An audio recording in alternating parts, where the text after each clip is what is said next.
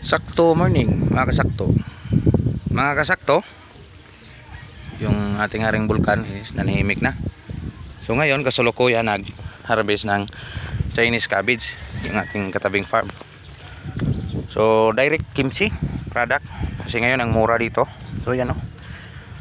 Malalaking pichay. Yan. So ganito lang style kasi gusto natin makuha yung requirements ni kimchi. Ang mura kasi ngayon dito ngayon. Yung murang presyo, choices mo na kung may balik sa dati yung ganitong klaseng variety. Kasi ngayon napakamura sa market at napaka hirap ng buyer sa ganito, especially malayo yung area sa mga buyer. Yan, so dito inubos-ubos na nila. Yan, marami na. Ito yung kanilang inharvest. Yan, marami no. Yan, so sana target ito makakuha ng isang 1 tons. So makakuha siguro ito more or less, you know?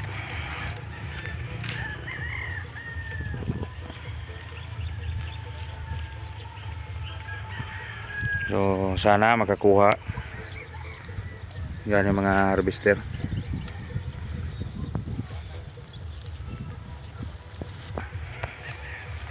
So yung variety nito green call ang East West, lahat may bilog na. Yan. So lugi na yung may-ari nito kasi wala na talaga, wala nang tsansa na ma-recover pa yung budget mo o yung capital mo nito, yung ROI mo hindi na may balik. So ito na yung ating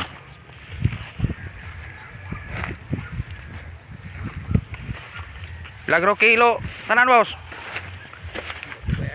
Kuha grog saktonel. Oh? Kiniring harvest, wala no? Lison. Hindi daw kaya yung 1,000 kilo na makuha nito. So at least mabili. Kaysa sa market dadalhin mo ito sa farm doon sa bagsakan, walang sigurado kung mabili ba kung hindi. Kasi yung sa amin dito paunahan na lang sa presyo. Kung sino yung mababa, doon na kukunin ni buyer. So napakalaking problema ng mga farmers ito pag ganito lagi yung sistema ng ating pagsaka. So yan yung mga harvester. Puso na magikuha na nino? Pero ugdang po ang puso ko, no?